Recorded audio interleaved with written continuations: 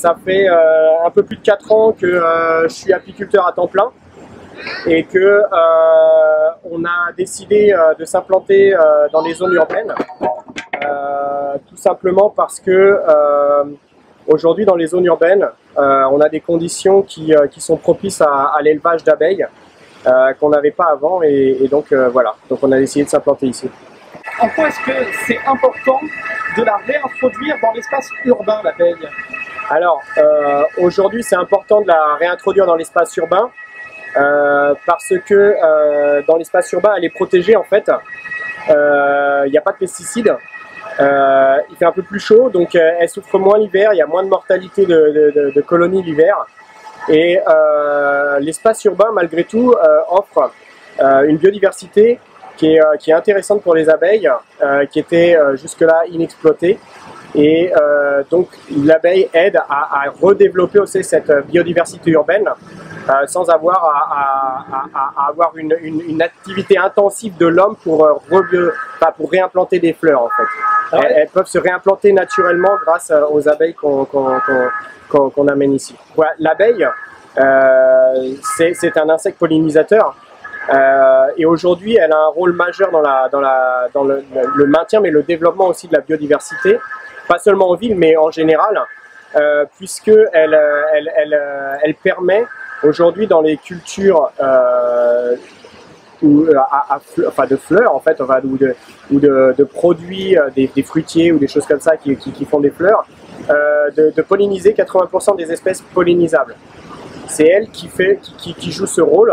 Le reste étant joué par le vent. Alors il y a des fleurs qui ne sont pas pollinisables, hein, bien sûr, mais dans les fleurs pollinisables, elles représentent 80% de la pollinisation faite à ce jour. Donc là, on est devant 4 ruches, on ne les voit pas toutes à l'écran. Est-ce que tu peux nous expliquer un petit peu comment ça fonctionne, comment ça vit une ruche? C'est un moyen aussi de parler peut-être de la vie des abeilles. Alors la vie des abeilles, en fait, les abeilles, elles vivent sur des cadres qu'elles ont bâtis avec de la cire. Je vais en tirer un. Donc c'est des cadres bâtis de cire qu'elles ont là. Elles viennent y stocker une partie de ce qu'elles font dans cette cire. Elles viennent y stocker du miel. Là ici, elles viennent stocker du pollen, mais aussi plus vers le milieu de la ruche. Cette cire permet d'accueillir les œufs et la ponte de la reine. Voilà. Donc ça, c'est sur des cadres, elles vivent sur des cadres. Et donc, les abeilles vivent environ 45 jours l'été. Pendant ces 45 jours, la moitié de leur vie est dédiée à la ruche en elle-même, à l'entretien de la ruche, donc au nettoyage, mais aussi au séchage du miel et aussi à la nourriture des larves. Donc tout ce qui est partie intégrante de l'entretien de la ruche, quoi. Donc ça, c'est la vie des abeilles. Une fois qu'elles ont passé cette première moitié, la deuxième moitié, elles vont butiner, donc elles pollinisent. Donc elles vont chercher du nectar dans les fleurs et du pollen sur le pistil des fleurs. Voilà. Donc ça, c'est leur deuxième partie de vie. La reine, elle est dedans, elle reste dedans une fois qu'elle est inséminée par les mâles. Et elle vit 3 à 5 ans et son unique activité, c'est de pondre. Donc pendant 5 ans, elle pond. Voilà, jusqu'à 2000 œufs par jour quand même. Et est-ce que tu as dit combien il y avait d'abeilles dans une ruche? Alors, aujourd'hui, une ruche comme celle-ci, on est déjà dans la partie automnale de la saison, on va dire. Il y en a un peu moins, il y en a peut-être une quarantaine de milliers d'abeilles. Mais en pleine saison, à la période forte, on monte entre 60 et 70 000 abeilles par ruche. C'est impressionnant. Ouais, impressionnant. Et l'hiver, ça descend, on est aux alentours de 20 000. Donc là, ces dernières années, on entend une toute petite parenthèse encore sur les abeilles. On est tous les deux équipés. Ça veut dire quoi? Ça veut dire qu'elles sont agressives, les abeilles? Alors, ouais, enfin, oui et non, en fait. Elles défendent leur maison. Donc, là, si on n'était pas équipé, il y aurait un risque qu'elles nous piquent parce qu'on vient quand même un peu les embêter. Et puis, là, on a vu quelques frelons asiatiques qui tournent autour. Donc, elles sont quand même agressives vis-à-vis des frelons, puis elles peuvent nous se tromper, quoi.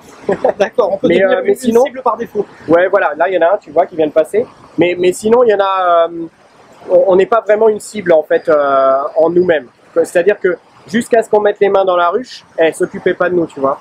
Là, elle tourne un petit peu, mais c'est pas non plus elles sont pas très agressives, quoi. Le frelon, c'est un prédateur de l'abeille? Alors ouais, c'est un prédateur de l'abeille, c'est un prédateur de tous les insectes en général, parce qu'il se sert de la chair, en fait, des protéines en fait des autres insectes pour nourrir ses larves. Alors c'est un prédateur, mais elle est victime aussi d'autres problèmes, si je puis dire. On entend beaucoup dans les médias que les populations d'abeilles ont tendance à chuter ces derniers temps. C'est un vrai problème. Et est-ce que un toit pour les abeilles, ou les apiculteurs comme toi qui réintroduisent les espèces en ville, c'est une partie totale de la solution, ou est-ce que c'est qu'un petit bout, et comment ça marche? Alors non, il n'y a pas une partie miracle, hein. Il n'y a pas un miracle pour résoudre ce problème. Et je dirais que tout le monde est partie prenante de l'équation. Donc c'est-à-dire que nous on fait ce qu'on peut à notre niveau. Un toit pour les abeilles a un concept qui est quand même relativement nouveau, qui amène des gens qui n'étaient pas très enclins à pouvoir participer à cette biodiversité, à pouvoir s'impliquer en achetant, en sponsorisant une ruche et en achetant des pots de miel. Donc quelque part c'est novateur, mais il y avait un besoin de ramener certaines personnes qui aujourd'hui voulaient faire quelque chose et ne pouvaient pas vers du sponsoring et vers du financement. Donc oui, c'est une solution, mais c'est pas une solution miracle. Je dirais que tout le monde peut faire un peu de soi aussi. Alors, je sais qu'un toit pour les abeilles propose cette option-là aussi, d'acheter des fleurs, des plantes mellifères et de les planter. Si vous avez un petit balcon, si vous avez un jardin, planter des plantes mellifères, c'est aussi une partie de la solution. C'est pas tout, mais si tout le monde fait un petit peu, ça améliorera grandement les conditions des pollinisateurs. Un toit pour les abeilles, pour les gens qui voudraient souscrire, c'est des particuliers comme n'importe qui vont sur le site, qui sont mis en relation avec des apiculteurs, et donc le phénomène c'est qu'ils payent de manière mensuelle une telle somme, et en retour ils ont un pot de miel, c'est ça? Alors ouais, c'est ça. En fait, l'idée c'est qu'il y a des apiculteurs qui sont déjà inscrits, en fait préinscrits, qui travaillent en confiance avec un toit pour les abeilles, et on peut aller sponsoriser la ruche qui est disponible. C'est-à-dire que toutes les ruches ne sont pas forcément disponibles non plus, hein. C'est celles sur lesquelles il reste des places parce qu'il y a un quota maxi de sponsoring par ruche. Mais donc ça permet à une personne par exemple qui ne voudrait pas payer beaucoup de pouvoir sponsoriser tous les mois une ruche et recevoir en échange de temps en temps des photos de sa ruche avec le nom de la ruche qu'elle a sponsorisée, et puis voir des photos de l'intérieur, voir un peu la vie des abeilles, donc se cultiver, mais également, oui, en effet, recevoir 2 fois dans l'année du miel, et donc voir les fruits de ce qu'elle a sponsorisé. Au-delà de faire de la sensibilisation sur le métier d'apiculteur, sur la vie des abeilles, est-ce que économiquement, pour un apiculteur, ça permet de faire de l'appoint, ou c'est plutôt symbolique et tu contribues à la sensibilisation via ce réseau? Alors, ouais, ça permet de faire un peu d'appoint, c'est sûr, ça permet de faire de l'appoint. Je dirais pas que c'est ce qui nous fait vivre, mais c'est vrai que ça aide. Ça aide clairement. Après, il y a aussi la partie sensibilisation, rentrer dans le cadre d'un projet plus global qui est intéressant, et le fait de s'associer avec un toit pour les abeilles. Aujourd'hui, un toit pour les abeilles, ils ne font pas que sponsoriser des ruches mellifères. Ils font aussi, ils ont lancé le sponsoring des espèces sauvages, donc des hôtels à insectes. Et donc ça, c'est une démarche qui est intéressante également pour nous, apiculteurs, dans le sens où ça rentre dans le cadre global, quoi. Donc c'est vrai qu'un toit pour les abeilles, aujourd'hui, je pense que c'est un des maillons importants de la biodiversité, mais aussi de l'économie apicole. Ouais. Et je pousse le vif de la question jusqu'au bout, à savoir, est-ce que vous invitez des gens à venir se rendre compte de ce que c'est que la vie des ruches directement sur les toits comme ici? Alors les gens sponsorisent des ruches, oui, et dans le cadre du possible d'accessibilité des ruches, on leur fait découvrir leurs ruches. Si les autres qui n'ont pas des ruches accessibles veulent visiter des ruches, on leur fait visiter des ruches d'un autre rucher. Mais oui, il y a des visites découvertes prévues dans le sponsoring d'un toit pour les abeilles. Ouais. Alors, je t'ai un peu posé la question tout à l'heure, mais est-ce qu'on peut quantifier, ça m'étonnerait, mais en température ressentie, les résultats ou les bienfaits de cette démarche sur la restauration, ou en tout cas le meilleur maintien des populations d'abeilles? Je dirais que aujourd'hui, un toit pour les abeilles doit influencer sérieusement le repeuplement, ouais, parce que ils aident à l'installation, financièrement à l'installation de la ruche au début du sponsoring, et après ils achètent le miel. Donc pour nous apiculteurs, c'est quand même une stabilité qui est nécessaire à repeupler nos cheptels. Alors je sais pas pour certains, hein, mais pour moi cette année ça va avoir représenté presque 10% du cheptel. Ouais. D'accord, ouais, donc c'est pas négligeable quoi. Ben, quand on sait que nous ici en ville on perd environ 10% du cheptel, cette année ils m'ont permis de repeupler quoi. Bon, donc vous invitez d'autres apiculteurs éventuellement à rejoindre le réseau et développer des... Tout à fait, tout à fait. Avant de te poser la dernière question, est-ce qu'il y a quelque chose que tu voudrais ajouter ou dire, un message à faire passer?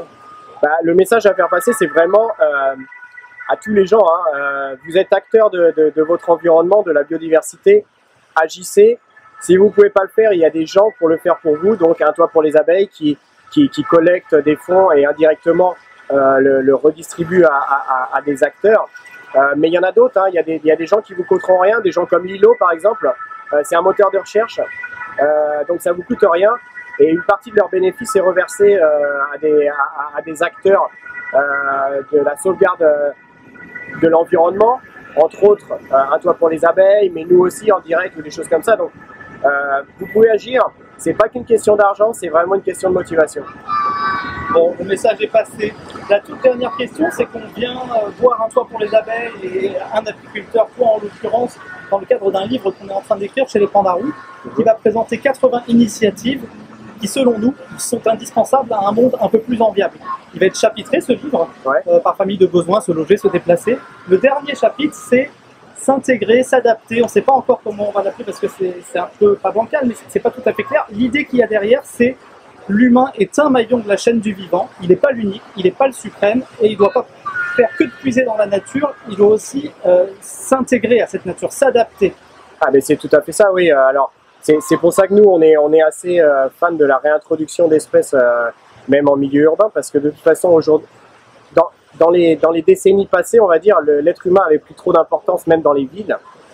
Il faut revégétaliser, il faut ramener des espèces animales, qu'elles soient sauvages ou élevées, hein, mais il faut ramener un peu de verdure dans ces villes.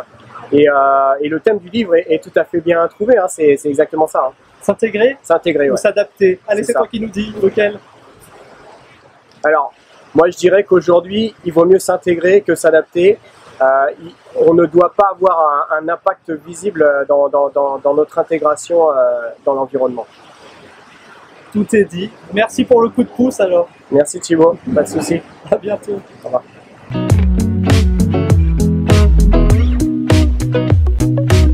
Alors il y a une petite question que je n'ai pas posée, c'est que du miel qui est fait par des abeilles qui vivent sur les toits urbains, enfin en ville, ça a quel goût?